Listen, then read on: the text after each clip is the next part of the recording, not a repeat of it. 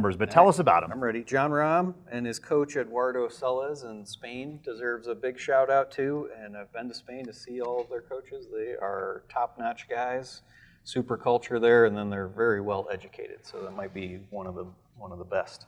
I'm curious. I might end up going to Denmark next year, and I know the Danish PGA is really good as well. So that one will be fun to see. But out of all the other countries outside of the U.S. that I've gotten to see on a large scale, that was number one on my list.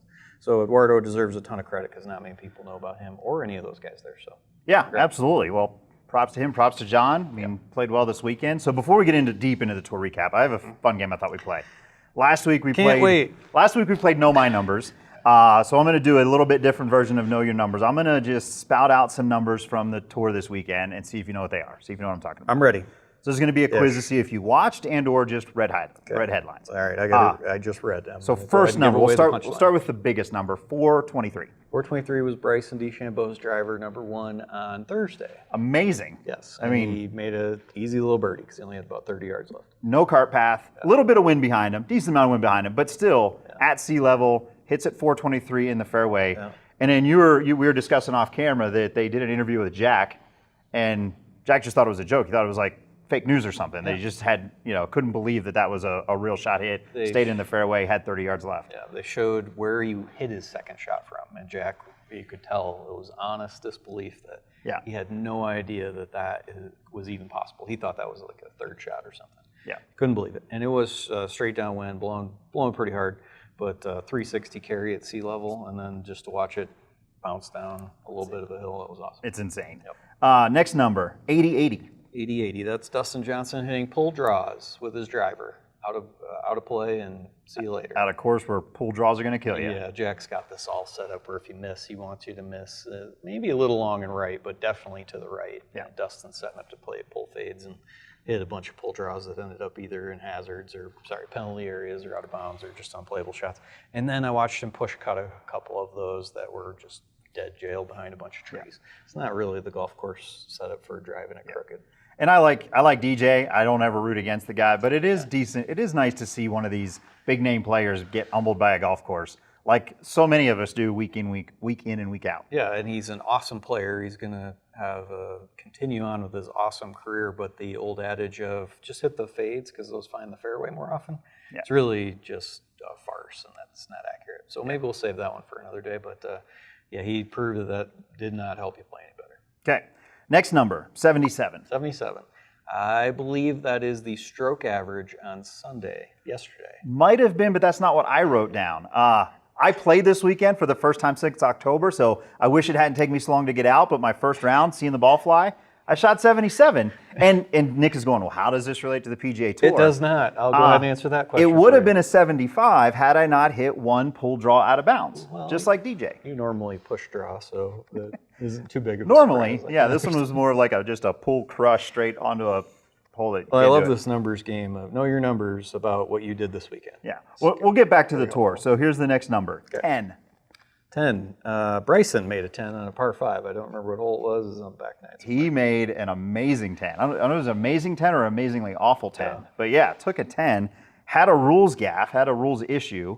We won't get into the ruling itself, but I just found it interesting that he got a ruling from one of the officials and kind of immediately said, no, that's not good enough. Let's get someone else here. Yeah. What's your take on the second opinion? I don't think that's uncommon.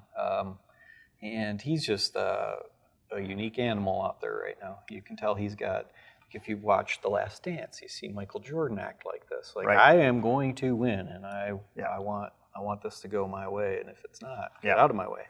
It's similar vein here for Bryson right now. Golf's reputation is a little bit different than a lot of other sports, in terms of the gentleman's game and things like that. So I have a question. Is Bryson slowly becoming the tour villain? He certainly didn't help his case not to be this weekend. Right. I still think he's an awesome guy and has a ton of talent. Yeah. The workouts are a big thing right now, but the work that he's done changing his swing with my friend Chris Como has been more interesting to me. That's why I think he's hitting it much further in general, as he took out a bunch of different pieces of his swing that would restrict how far he could hit it, and he's changed that a ton. But to watch him try to explain that, the ball's not out of bounds when, if you know the rules whatsoever, the ball was out of bounds. Yeah. It was interesting.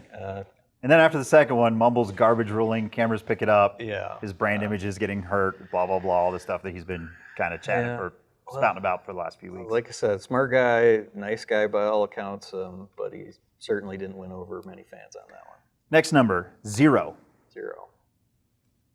No idea. That could be anything. That is the inches of Phil's backswing putting. Ah, yes. Did you watch that? Here, I did grab a clip. I'm glad you mentioned that because I thought this was pretty funny.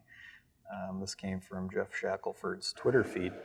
And you might notice that he just hit a putt, made it, because it's pretty short, but I'd like you to take a close look at this. I will pause it at the easiest place to pause it. This is where he would stop his backswing on all of his putts until Sunday.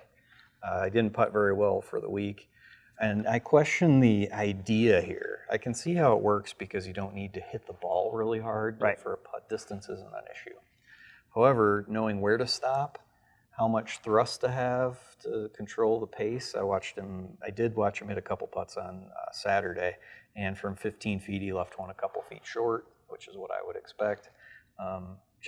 It's a different motor program. Everything is up here in golf, especially on the green, whether or not you know how hard to hit something or how repeatable that is in your mind, and what you do with the putter is all controlled up here. I don't mean like it's stress or nerves, it's up here. Right. So when you make a backswing and you stop, and then you've got to determine how hard to hit this and did you go back far enough, all of those variables are different than the motor program of just make a backswing and start down. So it's a different skill set you need for that.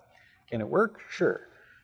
Did it work for him? Yes, pretty much all the time. But it isn't something the average person probably needs to copy. Don't just pull it out of your back pocket. Don't just start doing it tomorrow. This is not something, I mean, he's obviously reaching for some things. He's trying new things. He's made tons of money playing golf. This isn't anything that he has to worry about. Yep. He's trying something that he thought worked well. It just didn't work well enough for him to keep doing it. And then the last number I've got is 9 under, which is, we kind of already covered it. Rahm's score, but really my question on the score is, so last week we mentioned how unique it was to play the same golf course back-to-back weeks, play Muirfield. This go around for the Memorial, 1 week later, it seemed like the golf course played significantly tougher. Oh, yeah. So maybe talk about that, just about what happened and what they did to the golf course to make it so different. Yeah. 4 days removed from a tournament that just was played. Well, did you watch any of it?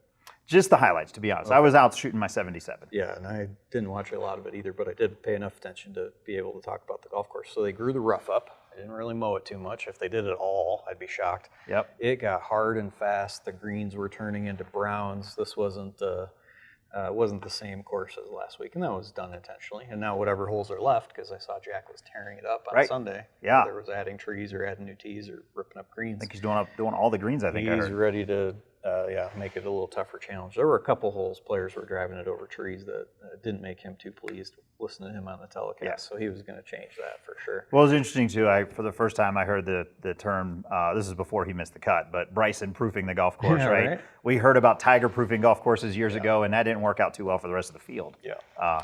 Well, making it hard and fast is an advantage for the long hitters. You can hit shorter shots off the tees. They have shorter clubs into the greens. So there's a little bit to that, but you do have to hit the ball really well. Yeah.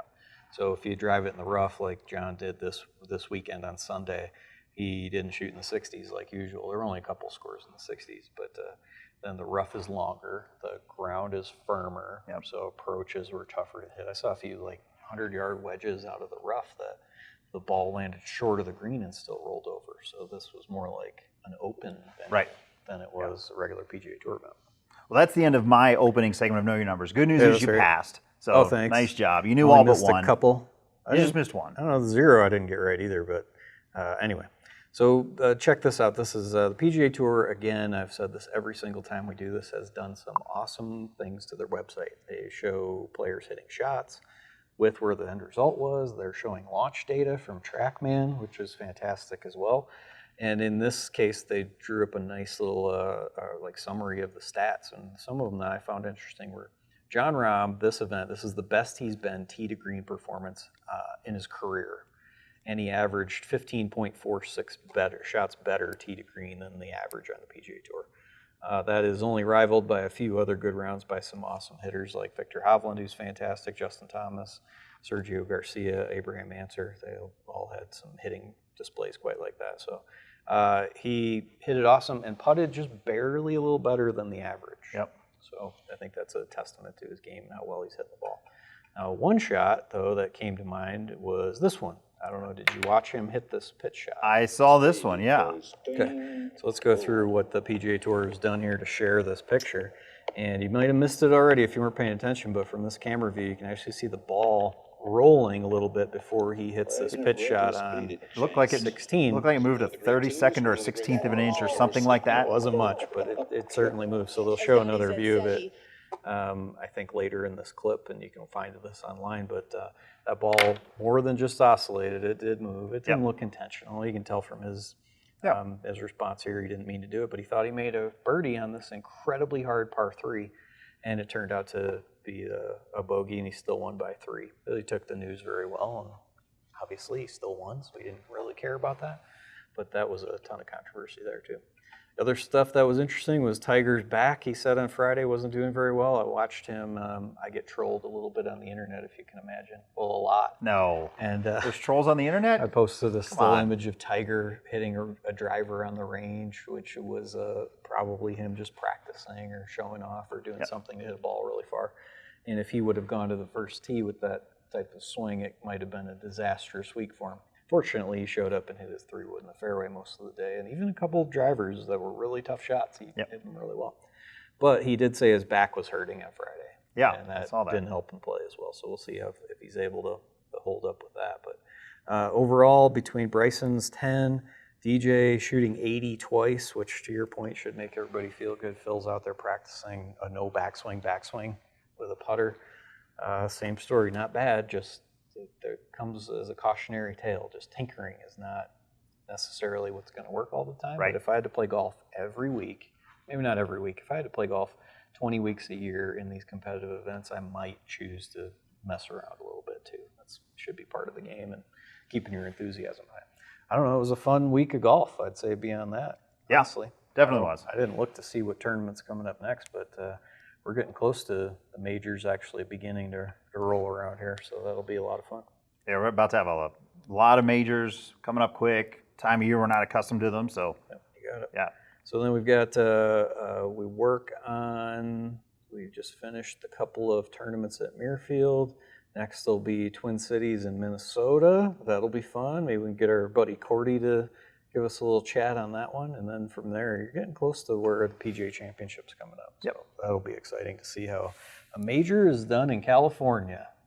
Here we go. In San Francisco. That would be, I'd like to go, but I don't think I'm getting on an airplane for that one. So yeah, we got a ton of fun there. Tomorrow though, let's talk what are about, we doing tomorrow? we need to talk about something. So we're going to talk about putters. So I've got Jack's Golden Bear putter that he made with McGregor, which is design. This is one that he won the Masters with. Not this exact putter, this one I'm holding, but the same design. And we'll talk about how this is the highest MOI putter I've ever tested, and Jack might have been a cheater. No, I'm kidding. Let's say that doesn't look like it's a new model. It's a little bit older. It is bigger than pretty much everything I've seen, but we'll talk about how these are actually radically different putters, even though they look exactly the same. What you can learn from MOI yourself, and why that's important to at least understand the concept for putting.